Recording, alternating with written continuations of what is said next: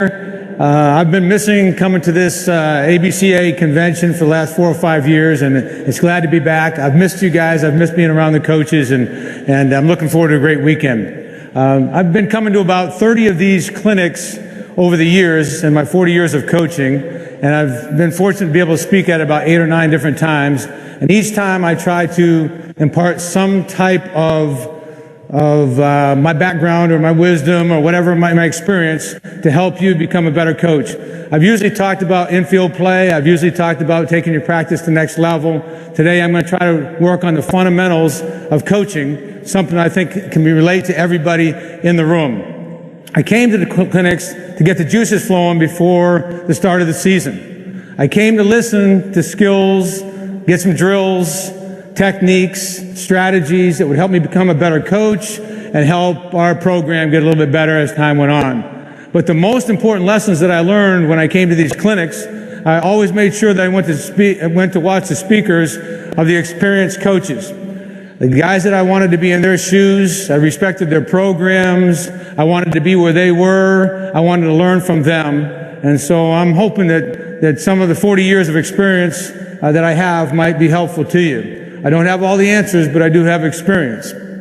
And I know that all of us are a little different backgrounds. We have different backgrounds. We're high school coaches, college coaches, international, summer league coaches, professional coaches, coaches with different experience levels, different backgrounds, different goals, and different expectations from your schools or from wherever you come from.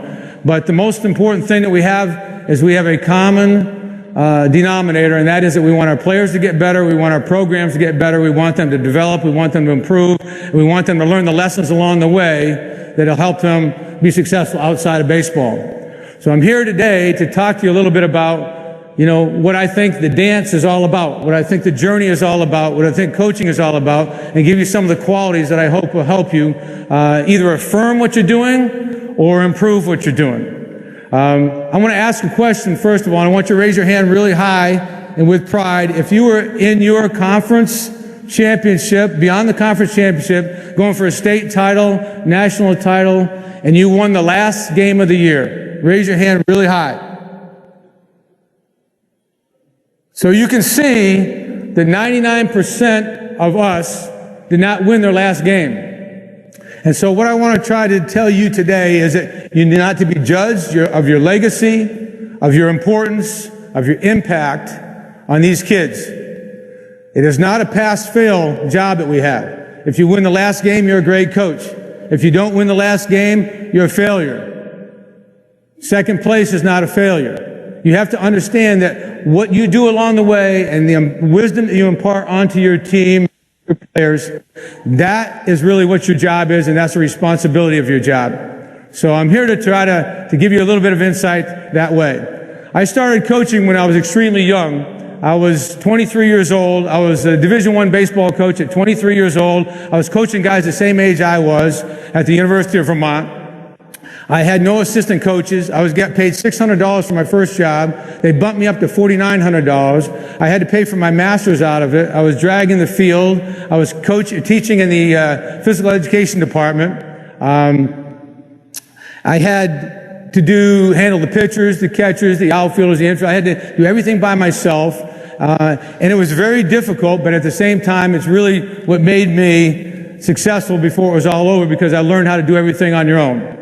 So I've been in your shoes before. I didn't just drop out of the turnip truck and end up at Clemson and coaching for USA Baseball. I've worked my way up, and a lot of you are in the same position. So I want to encourage you to keep your head and your nose to the grindstone. This right here, the number one quality that a coach has to have in order to be successful and last a long period in this game is passion. You have to be passionate about what you're doing. You have to be passionate about your players, passionate about the message you're giving them every single day. And if you're not, you're going to end up failing before it's all over. This is just a little example. I coached the 18 under USA team. Coming in, we chose the 20 guys. We went from 80 to 40 down to 20 guys. And this was going to be the 18U national team. We're going to take this team from Los Angeles, where we are, to Taiwan, to South Korea, and fight for a world championship.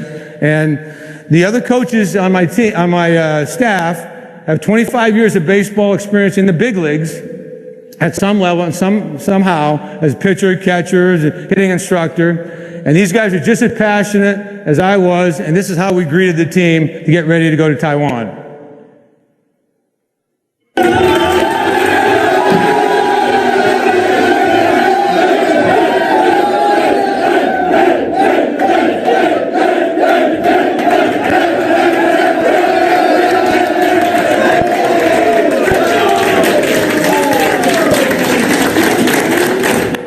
Sometimes you have to act like a little kid. When you put the uniform on, you got to feel it, you got to enjoy it, you got to decide that you can act like a young person. Any other sport, they don't put the uniform on. You do in baseball. So act your age sometimes, but sometimes don't act your age. It goes well for you.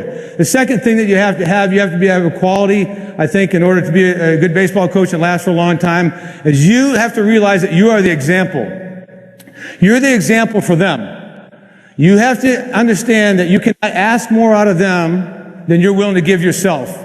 So I'm asking you to look yourself in the mirror and go, am I giving these kids enough? And when I sat in front of a recruit when I was at Clemson and sat in front of the parents, I said, I can guarantee you two things. One is, if I ask your son to be disciplined, I'm being disciplined. I'm asking him to work hard, I'm working hard. I'm asking him to be ready for practice, I'm ready for practice. I'm ready to compete, he's ready to compete. If I'm asking him to keep his priorities about academics and his social life together, then I am trying to stay on top of him about that all of the time. The second thing I can guarantee you is that if your son comes to school at Clemson University, that I will be in his life forever. And you have to, if you say that, you better mean it. You can call me, you can text me, you can come see me, you can lean on me from the moment you leave school to the moment I'm dropping 6 feet under. I'm in your corner, and I'm in your circle, and we're going to be in this thing together. And you have to accept the responsibility of that and look yourself in the mirror every single day and go, is this the example, as I go to work, that I want these kids to emulate and to follow? Am I being crisp and sharp in everything that I'm doing? Am I the example that these kids need to be following in order for us and our program to get better and for us to win? Honesty. You've got to be honest with your kids. Kids nowadays, that you can't pull the wool over their eyes. You've got to be honest with your players. You've got to be honest with yourself. Am I doing enough? Am I working hard enough? Am I learning enough? Am I putting the extra effort in that it takes to win? You have to make your expectations clear and concise, and you have to be honest in your expectations for them and for your program. You got to be able to hold your best players accountable. You got to be able to hold your team accountable for the things that you have told them is important for you to go off and try to chase the dream at the end of the season. And you have to set the bar high. And I'm one of those guys that I'm going to set the bar high, and I'm going to have all my athletes try to get to that point. If you settle for this, you're probably going to get this. If you settle for that, you're going to get them continually trying to get where they need to be to make themselves the best player that they can before it's all over. And you need to be really honest in defining the roles of what they have to do to help the team win or help them get on the baseball field to help the team win. You've got to be able to laugh. You've got to be able to laugh at yourself. You can't take yourself too seriously. You've got to be able to laugh with them, laugh at them. I always got the last word in. They could come at me, but I would always get the last word in. And you've got to be able to laugh and enjoy the process, the work that it takes to get there, and the competitiveness that it takes to win ball games. You got to be able to enjoy it, and you got to be able to laugh at it. My dad was a 40-year coach, and he told me, Jack, if you want to last a long time in this profession, you better have balance. You better have other interests. You better have other things that you can do outside of baseball in order to come back. When you do come back, the battery is charged. It might be hunting, fishing, golfing, family time, your pets. It might be something totally different from baseball, obviously, so that when you do come back, you're all charged up and you're ready to go, because if you just get so myopic chasing that last game and your pass fail, whether you win or lose, that thing's going to send you for a loop. So you better have other things in your life that give you a little bit of balance. The 3 E's, I call them: energy, enthusiasm, and your ability to educate. You can, if you're not quite where you need to be fundamentally or coaching-wise right now, and you're young or you're working at things, you can get by and try to help yourself be more successful by having energy when you come to the ballpark, energy when you come to the office, when you come to school, and enthusiasm when you come down to the field. kids are looking for that. They're looking for a positive role model. They're looking for positivity.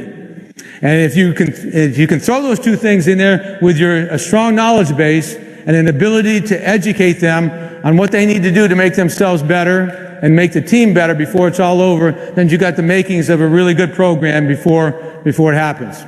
I told my 18 under kids, I said, you guys probably get up in the morning, you check your Instagram, check your followers, check how many likes you've got under Facebook, see if your girlfriend called you, try to fake it when you come down to breakfast and pretend you took a shower, because I make them take a shower before they come down to breakfast. I want them to shave before they come down to breakfast. I want them to come down with a collared shirt when they come down to breakfast. And I wanted to make sure they had a closed-toe shoes. I didn't want to look at toe jam while I was eating breakfast. So I had certain things that I thought were important for them to start the day off. And so I told them that when I get out of bed, you guys are checking all this stuff. I get out of bed like, let's freaking go.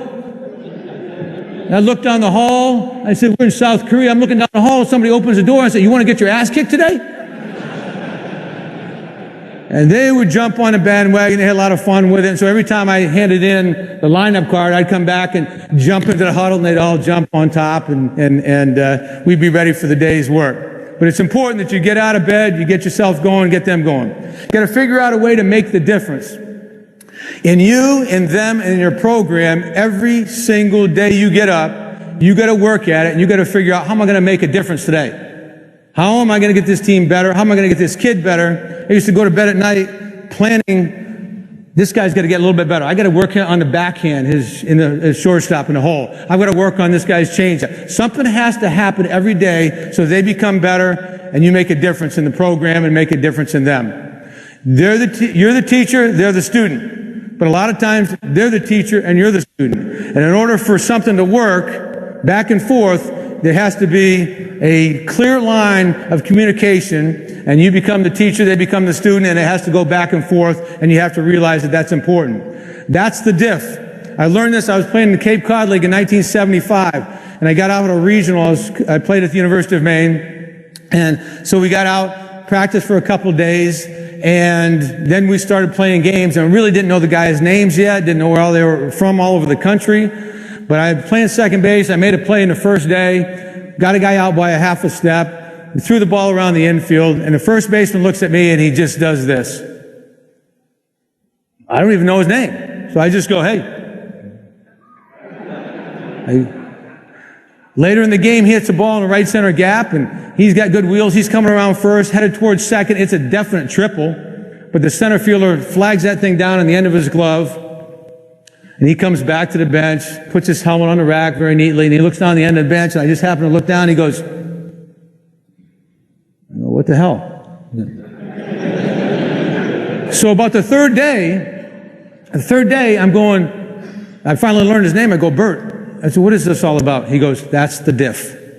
That's the diff between a hit and an out, between being out and being safe, between making a big pitch or walking the guy, between winning and losing, between getting better today and not getting better today, between going from college to where we want to try to go to the minor leagues at the time, and going from the minor leagues to the big leagues. Because that's the diff.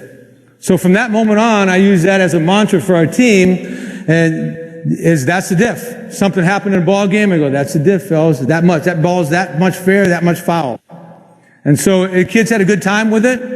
And we talked about it all the time, and it was one of the things that we brought into our practice, is you got to come make a difference every day.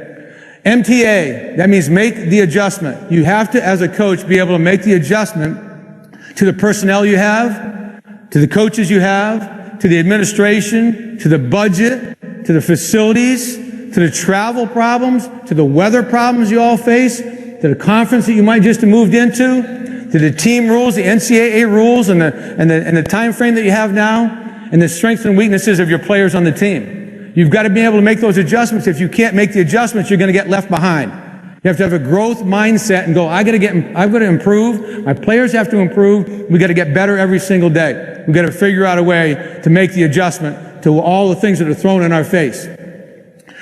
The terms have changed. We're talking about, exit velocity, spin rate, launch angle, we got Rapsodo, we got synergy, we have all these terms These uniforms have changed from the old wool uniforms when I first started playing to these double knit things that are happening now. To the gloves have changed. The players have changed from Drysdale and Koufax and Willie Mays and Ernie Banks to Mike Trout and Bogarts and Kershaw. The names have changed, but the game is the same. The game is basically the same. It's still about fundamentals. It's still about the execution of those fundamentals. It's about teamwork. It's about relationships. It's about loving your players and having them know that you care about them more than just as a baseball player, and they'll run through the wall for you. I never had any problem in all the 40 years of kids playing hard for you, because I think they knew that I cared about them more than just as a baseball player, and we had that special relationship and still do. And so it's something you have to be able to make the adjustment to. It's something you have to understand that the game, even though some of the terminology has changed, some of the things have changed, it's the same. And don't forget that. It doesn't matter. My SID came up to the bus one time as we were leaving on a trip, and he goes, "Coach, it doesn't matter." I go, "What do you mean it doesn't matter?" "Of course it matters. We got to go win a ball game."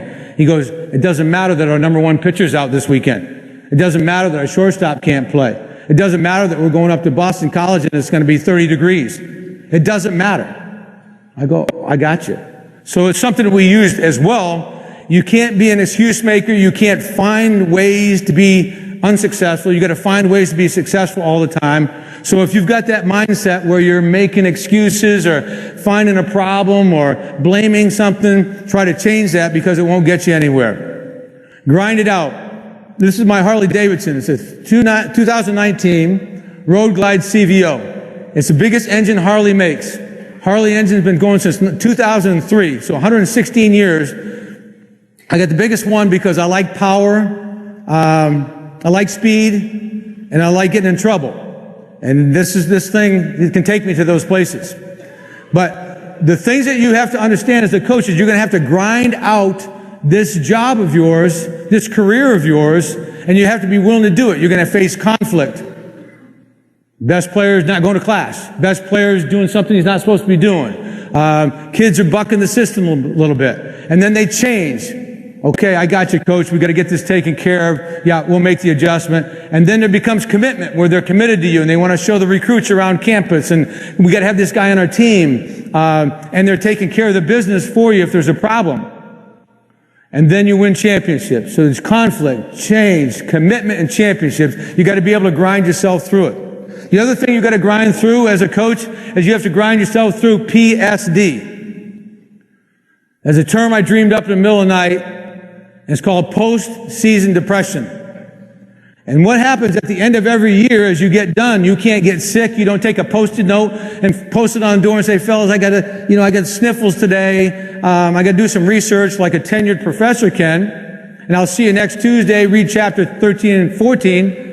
No, we got to go to school. We got to go to the field, regardless of how we feel.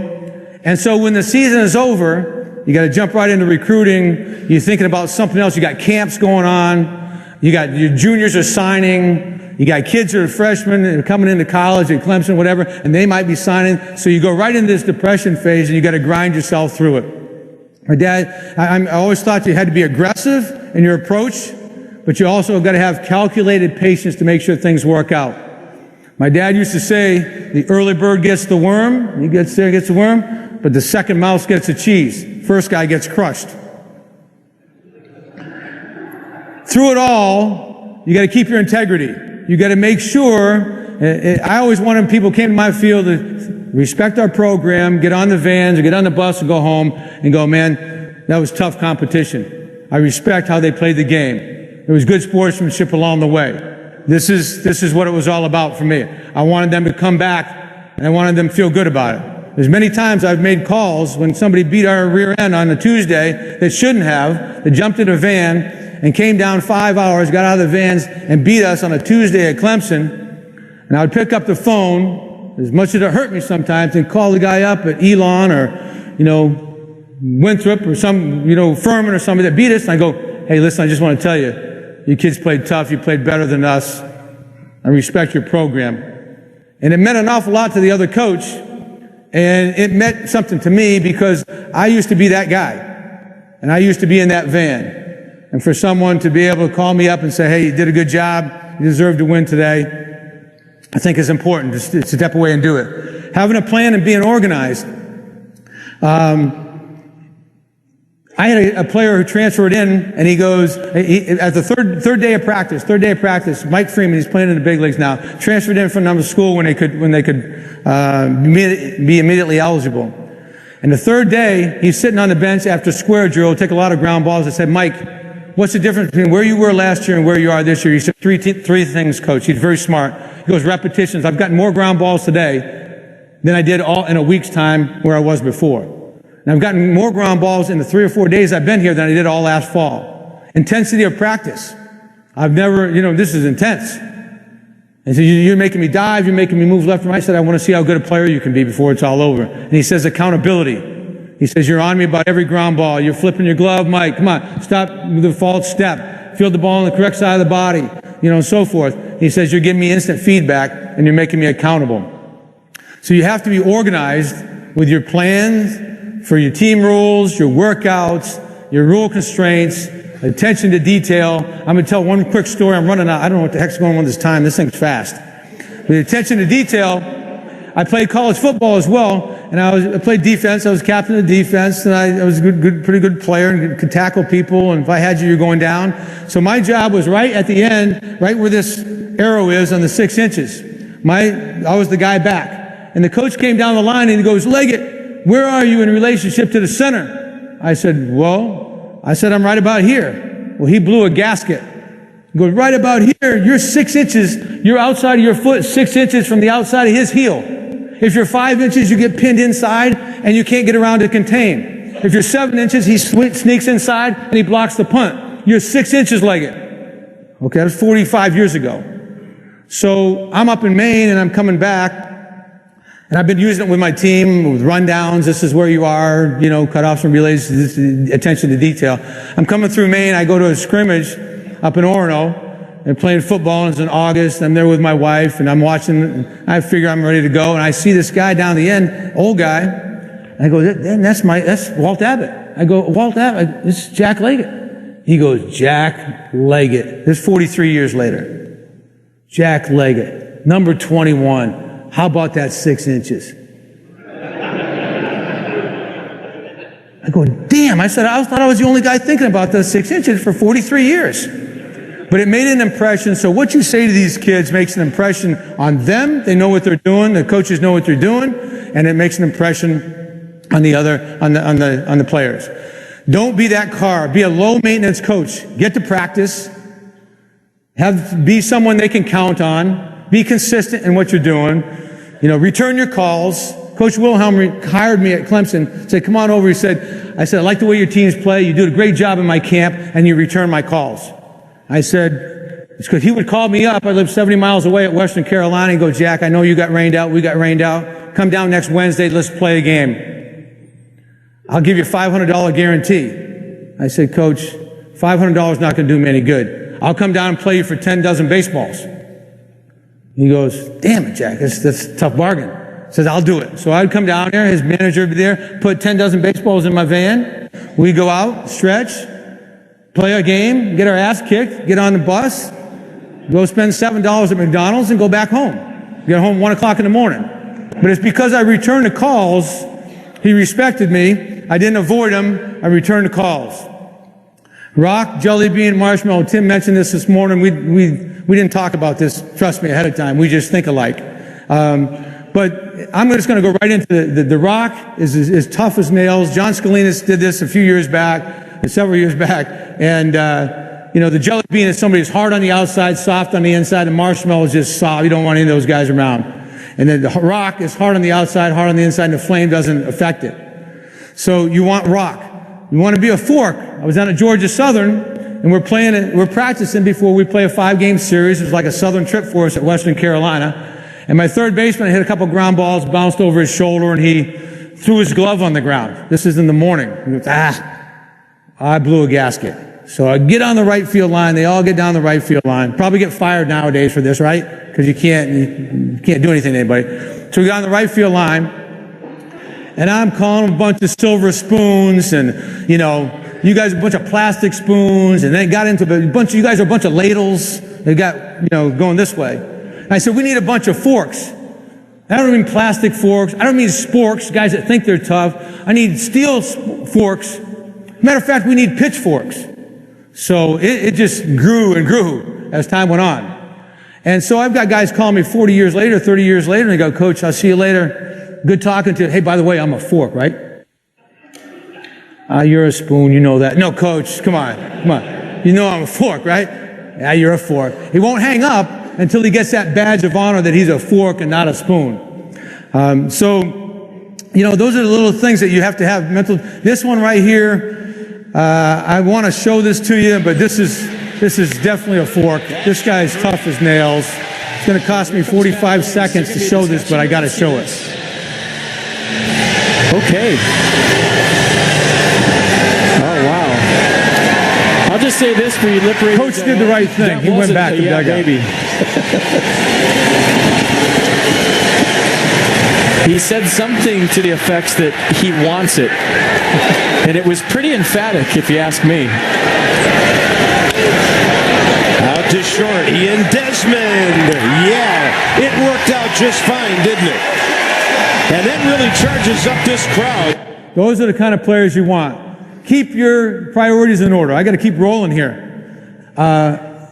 Keep your priorities in order. Your attitude, the kids' attitudes, their academics, and their athletics. Make sure they're all working together. Don't forget while you're there. Body language. I can tell what you're thinking. You've got to exude confidence all the time. I used to play against teams where the body language, I can see, I turned to my team and said, fellas, we got them. These guys are done. Time to step on the let's go to work.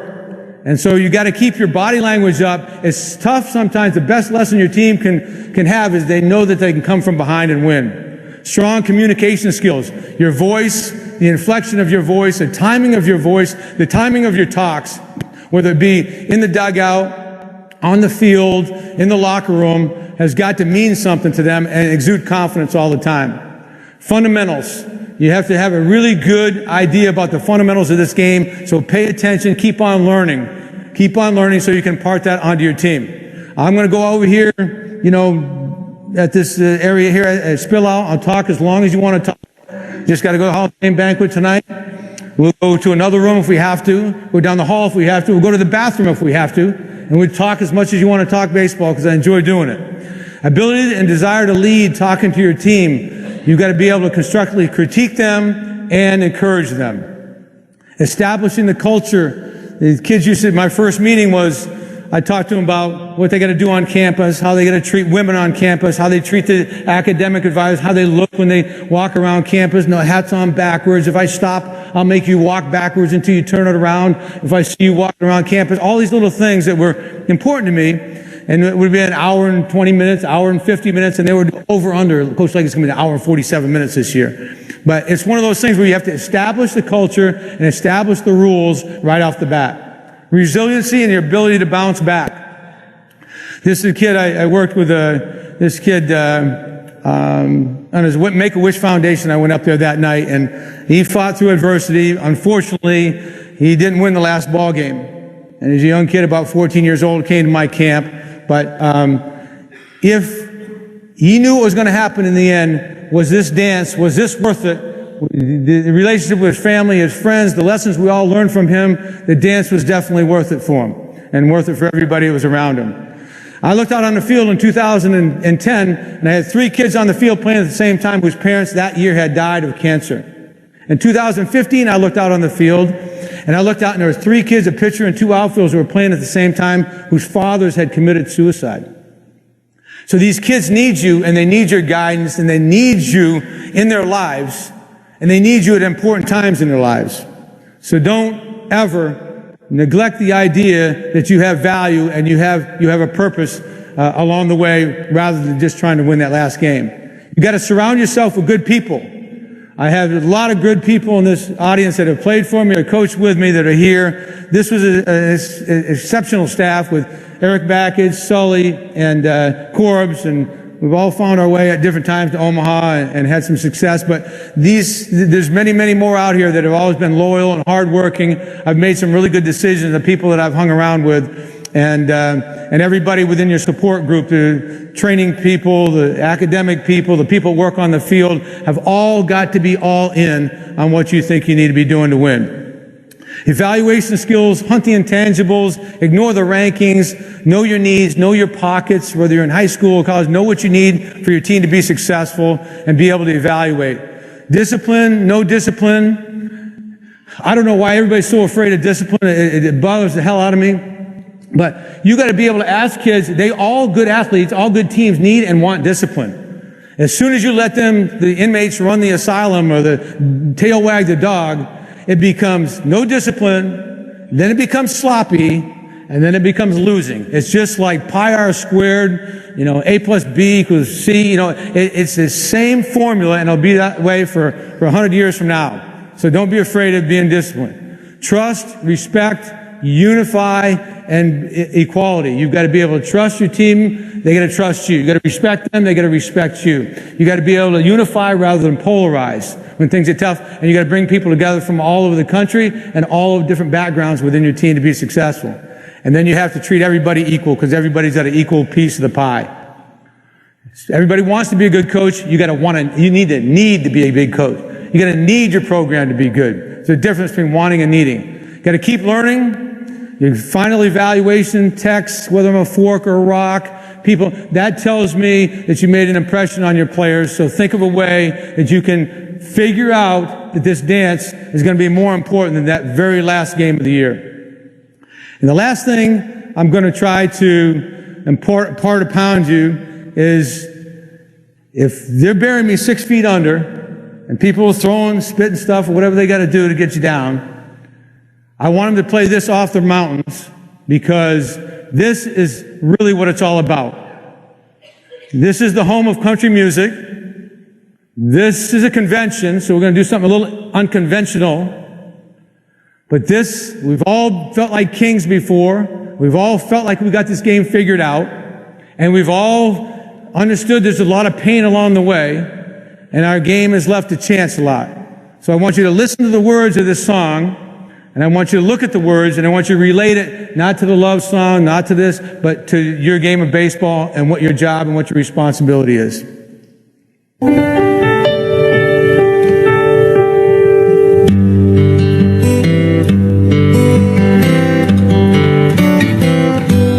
Looking back on the memory of the dance we shared. Just try to remember that your most important job you have is the dance. Thank you, everybody. Had a great time. Enjoyed it.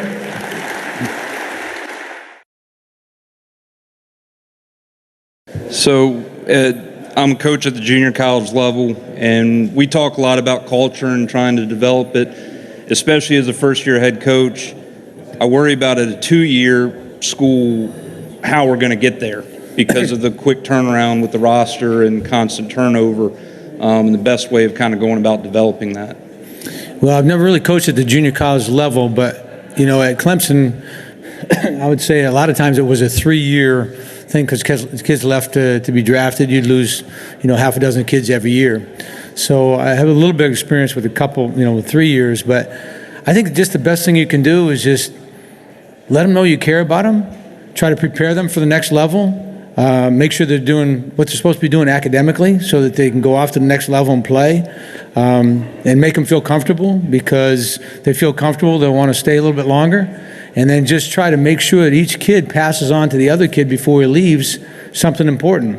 I think Tim was talking this morning, but culture is about making sure that these kids understand that you care about them, and then they'll do uncommon things for you if they know that you love them, you care about them more than just as a baseball player, just coming to JUCO for a year, take some credits, play baseball, and move on. If they know you care about their future beyond that, I think they'll pass that on to the next guy. When that guy comes onto campus, hey, this guy's a good guy. He's going to help me get better. He's going to help you move on to the next level. You've got a little bit of a unique situation than I've been faced with before. But I think to satisfy yourself, just do the best job you can.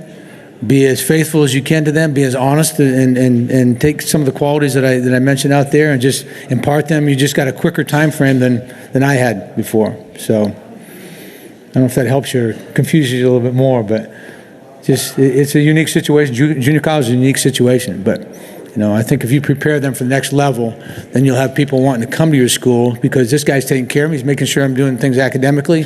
He's placed me in other schools, and I think that's probably how it becomes better and better for you before it's all over.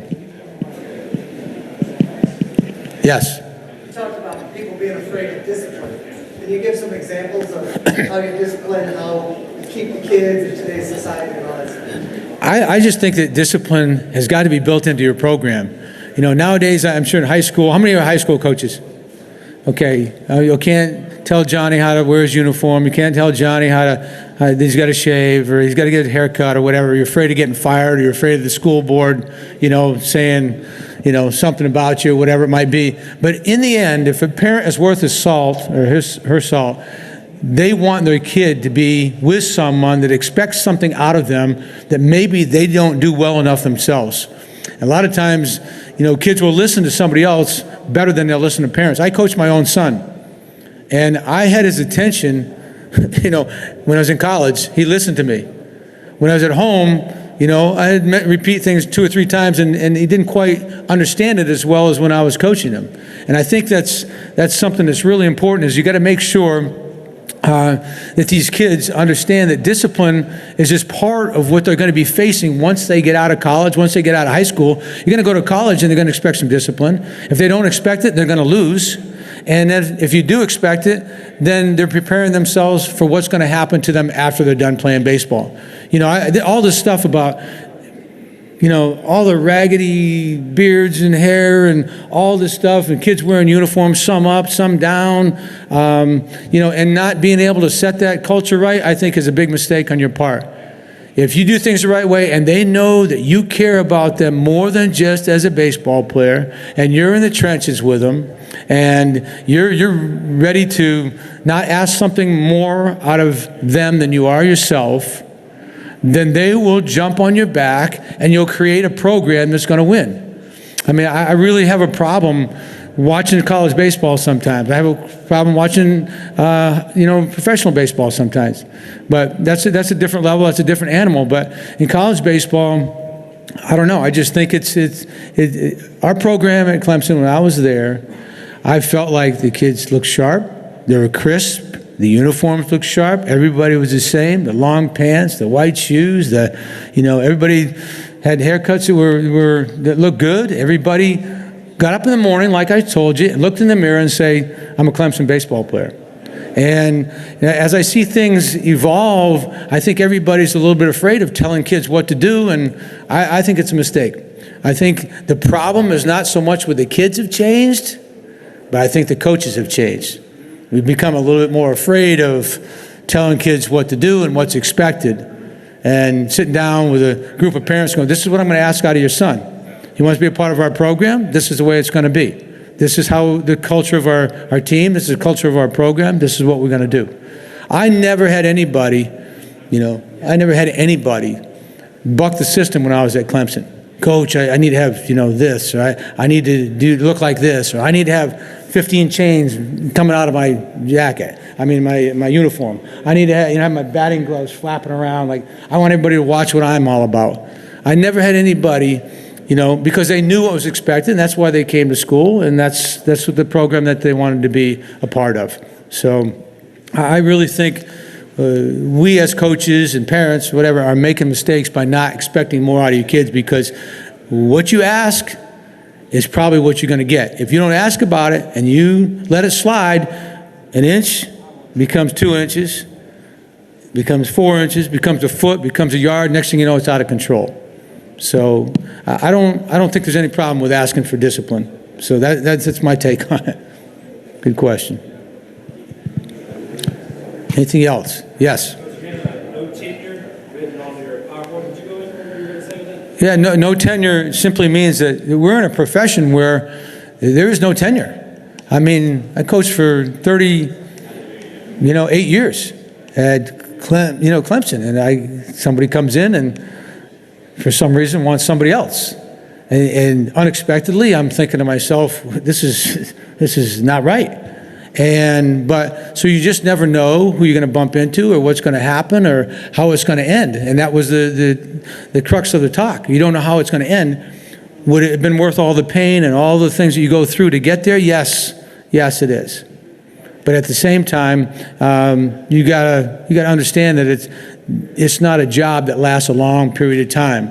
It's a result-oriented job. At the higher level, it gets result-oriented. And even at that, it can get political. Again, all other things can happen, so you don't have tenure. Like a college professor, he puts in a certain amount of time, does a good job, and he's untouchable unless he does something ridiculous. And so, to me, that's what I meant by there's no tenure. And you just got to make sure that you're always on top of your game and always working hard, always making improvements, always putting the best foot forward, always asking what you can out of the players and getting the most out of them. You talked a little bit about honesty and defining roles. Can you take us through, let's say you give a player a roadmap, they follow it, things are going well in their opinion, but there's just not room in the lineup yet? Yeah, playing time is always a big issue, but again, I think if you let these kids know, one of the words I use, trust, respect, unity, and equality, is you got to make sure the last person who plays the least and may have the least impact on the field understands that he's as important as everybody else, and his attitude and how he affects the other people on the team, and how, I've had some of the most loyal people that call me, that care about me, and I care about them, are kids that didn't play and didn't play much, but they're on the team. So I think as long as you define their roles and tell them what's expected out of them, say, hey, look, you're not going to play much. Johnny's our best catcher.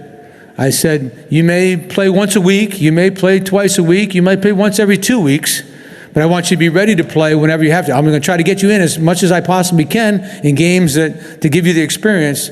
But I think if you're honest with kids and you're up front with them and you tell them what's expected out of them, then you have a much chance of being successful and have a happy team. There's always going to be a kid go home and his parents are going to tell him, well, you should be playing over this guy or that guy, or, why is this kid playing or something. I always tell my players, don't let anybody in the circle. This is us. Don't let the agent, don't let the scout, don't let the advisor, don't let your parents, don't let your girlfriend, don't let any negative thing back in the dorm permeate this circle that we've got going. And if you can keep people keep them bouncing out of that circle, you got a chance to have a successful team. I was very perceptive, body language. I could tell if a kid wasn't, excited about his role, or he wasn't, I could tell. You don't even have to speak to me. I know what you're thinking. And I'd pull that kid aside before it festered a little bit. I'd say, listen, tell me what you're thinking. That's exactly what I thought you were thinking. Well, I'm going to tell you, you need to straighten that out, because I'm not going to have it affect everybody else on the team. And so I think if you're just honest and upfront and tell them what's expected out of them, and then line up, tell them what they have to do to improve, because they'll always ask you, well, what do I need to get on the field more? What do I need to improve? My door was always open to anybody who wanted to come in and talk about it. I didn't want somebody bitching and moaning behind the scenes. If you got a problem, you come see me, we'll sit down and talk. And there were times where a kid would sit down and go, Coach, tell me what's going on. Do you think I should be playing more? I think I should be playing more. And, I know I can help the team out. And I would have an open mind about it. I go, you know what? He'd leave the office. I go, maybe that kid's right. Maybe I haven't watched him close enough. Maybe I haven't given him enough chance. Maybe. And so I would want to give him an opportunity, because he had the guts enough to come in and talk to me about it and was respectful about it. I said, there's going to be a time when I'm going to try to give this guy a chance, because if he believes he can do it, maybe I'm missing something.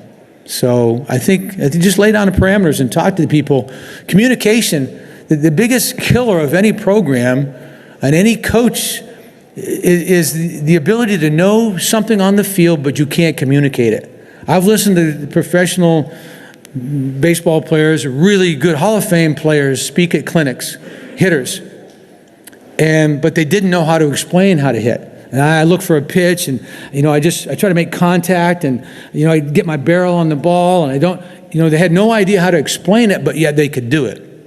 And so I think one thing that paralyzes coaches is when they know something, or they're gathering information, but they don't know how to get it across, or they don't have enough confidence enough to think this is the right way to do it. And, I always had the ability. I was always young enough, and then I became older, but I always was in decent shape, and I always had the ability to kind of go out there and demonstrate firsthand, take some ground balls, start some double plays, still can do some of those things. And it was one of those things that helped me as a coach because I could get down and dirty and be able to do some of the things that I was asking them to do, and then they go, oh, I got it. So I think just being upfront and honest with people and telling them exactly what's expected out of them. Communication is so important in this game. Yes, Coach, your experience with USA Baseball and how international the game is today, could you talk a little bit about some of the things that you've seen in your experiences with playing against other countries that you think American players could emulate, maybe some things that we could take away from how things are done? It's a good question. With USA Baseball, I've been fortunate. Last year we went to Panama. We won a gold medal. We won 9 games in a row down in Panama. I saw a different part of the world I never would have seen without USA Baseball. This year we went to Taiwan and South Korea and saw a different part of the world that I never would have, normally taken a vacation to Taiwan. But at the same time, I saw something, and it made me realize that these kids have less than what we have. But yet they came to the ballpark, and I watched them, and they had a good routine about them. But, I thought our routine was good too. They looked like they wanted to play and enjoyed playing, but I thought our kids did the same thing. I think they were more in tune to the bunting game, the Chinese Taipei and Japan, and Korea, a little bit more that way. I think we've gotten so much uphill swinging and launch angle happy and home run happy that it's permeated down from the major leagues down to college, and the strikeouts is what's killing me. It's killing me to know that the programs are striking out 500 times a year, 550 times a year, 400 times, 500 times a year in college. It's crazy. So I think the mentality of putting the ball in play, and if you're a good coach, you're trying to get your kids to put the ball in play. You're trying to get them to execute and understand that execution is not optional. It's expected. It's exactly what we've got to do. And if you can emphasize that in your practices, then I don't think anybody can catch up to United States baseball. Our kids were talented. They were, there's a lot of distractions. We probably have more distractions. There's more advisors, agents, people tell them rankings, ratings, perfect game. There's all kinds of stuff telling them how good they are. Whereas these kids over there are just scrapping to find the next way to win a ball game. And so I think it's gotten USA Baseball a little bit soft that way, and maybe I wouldn't say USA Baseball, but just United States baseball in general is the fact that everybody's relying on how good everybody's telling them they are, and that's the first step toward complacency and being satisfied and not improving, and is everybody telling you how good you are. So I think we just put the noise out and try to remember that this game is about the fundamentals. And it's about execution of the fundamentals, just like I was saying, and it's about relationships. If you get your kids to play hard for you, and they will hustle, and they won't peel off first base, and there's zero tolerance not to run hard through first base. If you get them to play hard and hustle in and out, and all those things that really make this game work, rather than this ragtag baseball, then you'll win more games than the next guy. And you'll win those games that make a difference before it's all over. Getting your kids to play hard is probably the number one goal that I would impart on my program at Clemson and Western Carolina and University of Vermont. And if you called up one of my players and they were in this room, they go, this guy asked us to be a fork every day. He asked us to be tough every day. He asked us to practice hard every single day. Because just like the Harley engine, I bought a Harley. I've had 5 Harleys in my life now, okay? And when I rolled out of there, I asked the guy, how do I break this engine in? He goes, how do you want it to run? Well, I said, I want it to have some balls. And he goes, well, that's how you break it in. You ride that thing like you want it to be. He says, now if you want it to be a dog, you ride it like a dog for the first 2,000 miles. And it'll end up being a dog. And so that's how my mind works for practice is if you practice hard and you scrimmage hard and you hustle all the time, then it's ingrained in their minds and their head and their heart that this is how we're going to play. This is how our engine works. If you practice half speed and you allow that to happen, and then you want to try to turn up the engine during the games, it's not going to happen. It just doesn't happen that way. So I was always, I loved practice. I loved putting together practice plans. I loved, expecting a lot out of practice. I loved seeing their engine work in practice. Just like that kid I mentioned, repetitions, intensity, and accountability. That was kind of what I was hoping to hear. And the kid was smart enough to be able to spit that right out of his mouth without any kind of, prompting or anything. He just says repetitions, intensity, accountability. And if you run practice with those things in mind, I think your kids will get better. Mm-hmm. Yes? Your progression as a coach is different than most as a young head coach at Vermont and then Western Carolina. How do you feel like that helped you become successful for a long time in place? The question was this. I hate it when somebody asks a question, you can't hear it, and the guy starts talking. So I got a clue about that, okay? So he asked me, he says, my progression is a little bit different. I started out at the University of Vermont, went to Western Carolina University, Clemson, and so forth. I will tell you this. I was in your shoes. I went to college. I played football and baseball in college. I was a two-sport athlete all 4 years, captain every team I ever played on. I knew I wanted to be a coach. I always thought I wanted to be a football coach. So I'm probably a football coach, a baseball coach with football mentality. That's probably a good thing. But I always wanted to be a football coach, but I loved baseball and I loved football. I loved them both. My father was a coach, so I was around it all the time. I was a gym rat. I was, I just wanted to be involved in sports and athletics somehow. But I started coaching when I was 23 years old, like I mentioned. I gave him an opportunity.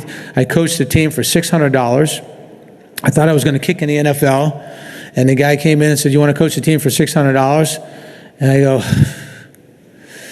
let me think about it a day. I came back and I said, yeah, this is what I want to do before it's all over. That's a possibility, but I know I got an opportunity. He says, we're going to turn this in. It was a club team. He says, we're going to turn this into a varsity status in June. And if you do a good job, you could be our head coach. At 23 years old, I'm thinking pretty good opportunity. So I jumped in there. I had no scholarship, no assistant coaches for the first 3 years. I was teaching the physical education activity class. They bumped me up to $4,900. I was getting my master's out of it. I was scrambling around. I was single, didn't matter. I didn't care about the money. I just had the opportunity. I'd had great coaches in high school, great coaches in college. I had learned a lot. I was a sponge. I was paying attention to everything they were telling me. And so I did that job for 5 years. I got tired of the snow. And woke up one morning, we were going to play St. John's in New York City, and there was that much snow on the railing outside of our, Motel 6 or whatever we were staying at the time. And I go, I'm out. I'm done. I need something new. And so I went down to Western Carolina University. I interviewed for the job. I think the guy hired me because I had a football background, because the AD was a football coach. He says, well, I won't argue with this guy because he loves football. And I was young and had enthusiasm and had some energy. And so I got the job at Western Carolina, stayed there 9 years. We won 5 championships in a row in 85 through 89. And just developed a really good culture down there that I hated to leave. And then went over to Clemson University. But it wasn't like I started at the University of Vermont. I didn't know Clemson. I didn't know who Clemson was when I started coaching. And I didn't think, well, I want to be here and I want to be there. It's like chasing the last game of the year, like I was telling you. If you chase that last game of the year, it's all about that, and you forget about the process, you're going to find yourself frustrated before it's over, because you're going to fail. 99% of us are going to fail. But if you do this right, and that doesn't quite work out, you haven't failed. You've done your job. You've built your program. It's getting better. You're working toward it. So I don't think I ever in my mind said, I want to go down south and I want to be at Clemson or I want to be at a Power 5 school, or, I didn't even think of that at the time. I just wanted to give the players that I had at the University of Vermont when I was 23, 4, 5 years old. I see guys now, a guy visited me in California, John Bartlett, he's my center fielder. He didn't look like a center fielder now, though. But I said, John, how old are you? He goes, I'm 63. So, he was only I was 20, 3, he was 21 at the time. I mean, it was one of those things where I didn't feel an age difference. He still calls me coach. I mean, it's just one of those deals where I think if you just treat people right and you do things right and you create a good network by coming to these things and meeting people and pay attention and keep on learning, man. Just keep on learning. You'll never get this game figured out, but you can get closer. And then just, I worked camp. I coached in the Cape Cod League. I worked camps at different places. I suffered for a while financially. I never made any money at this thing for 15, 20 years. And it just wasn't a big deal to me. I just wanted to be around people. I wanted to give what had been given me. Because I had, when I was in college, girlfriend got killed in a car accident, parents got divorced. This is April, June, broke my ankle, 3rd play of the year playing football. Grandfather died of a heart attack. If I didn't have my coaches, if I didn't have baseball to come back to in the springtime, had a cast up to here up until Thanksgiving. I mean, it was a tough time for me. I wouldn't be standing here talking to you because I had every reason to quit school or follow the wrong people, but your job is so important, and that's what I wanted to try to get you to understand is that it's a powerful job. It's a job that can really make an impact, If a doctor doesn't do his job, people die. If a nurse doesn't do her job, people don't get the care. If a teacher doesn't do his job or her job, people don't learn.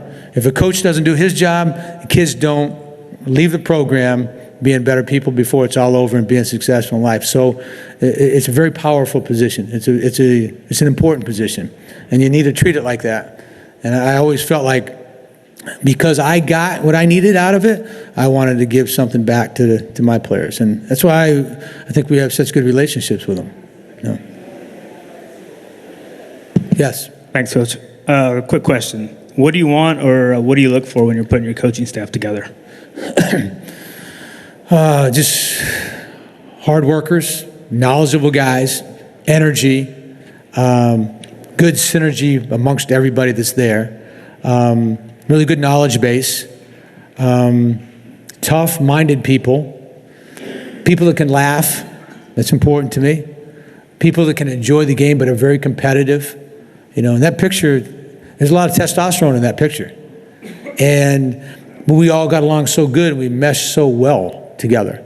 And I think you just got to make good decisions about the people around. They got to be loyal. It can't be, behind the scenes going, well, I think we should be doing this, or I think we should be doing. If they got a problem or they want to do something different, they come in and talk about it, and you communicate with them. Give them responsibility. A good leader delegates responsibility. He says, hey, this is what you're good at. I want you to take care of this, take care of that. Give them some responsibility. I think I've got some flaws, but my major flaw, I guess, would be that I want to be hands-on everything. I want to make sure that I'm responsible. I coach third base, like Tim does. He does now. But the guy gets thrown off the plate, I want it to be me. He makes it safe at the plate, I want to be able to make that decision. But I want to have my hands on the infielders, the team defense, the team offense, the bunt game, the base running. I mean, those are things that are my strengths, and I want to be able to, I feel like in my mind, don't take this the wrong way, but in my mind I go, I know what I got to do to make this happen. I know better than this guy, But if you can surround yourself with good coaches around that have the same thirst for knowledge and ability to communicate it, then that takes the pressure off. Hey, you take care of it. I want you to do, base running today. Take it. Perfect. Now I can go do something else. But I learned the game because I had really good coaches, and I learned this game because when I started coaching at the University of Vermont, I had no assistant coaches, so I was doing the offense, defense, practice plan, working with the catchers, working with the pitchers, working with the outfielders, working with the infielders, doing the base running, offense, defense. I was doing it all. I had good college coaches, so, man, I felt good about what I was doing. I feel even better about it now because I got more experience and it's getting like a good wine, getting better with age. But it's one of those things where, I always felt like, and I worked at the University of Vermont. We are in an indoor track, so we were practicing indoors a lot. 1/10 of a mile track, dirt surface, couple nets going down, had just enough space for the infielders, maybe a pitching machine set up over here for hitters, rotating them around. I learned how to practice playing in small areas, and you had an hour and a half practice, and women's lacrosse was coming in, and it wasn't, you had from 6 to 7:30, it wasn't 7:31. They wanted their hour and a half. And then the track team came in for an hour and a half. Then the women's softball came in for an hour and a half. Everybody wanted their hour and a half. And we might have practice some nights from 10 to 11:30, and that was our slot. So you learned in the time frame and in the space frame, and to utilize and delegate kids within your team to be leaders, and they became better players because of it, and better leaders because of it. So I delegated, said Gasparino, I said, Gaspo, you take the catchers over here. I want you guys working on blocking. Working on framing, working on blocking, work on your exchanges like you're throwing second base, get out of it, work on your footwork. Okay, and if I turn around and anybody's screwing around, I'm coming after you. I go, Tommy Mitchell, I said, take the outfielders, I want you guys working on your drop steps, I want you working on throwing balls to each other because they had limited space. Anybody screwing around, I'm coming after you. And so he was responsible, and you made him responsible, and you told him what you wanted out of it. So, you learn as you go, but I think, before it's all over, the more you're around it, the more you delegate, and the more you develop leadership within your team, the better off you're going to be. Anybody else? Are you kidding me? That's it? I got to go back home now? Well, I just want to tell you guys that I've been to this thing 33 or 4 times, and this one was 7,100 people here, and I come, and I'm at the registration line at 10 o'clock in the morning the other day, and every line was full of people.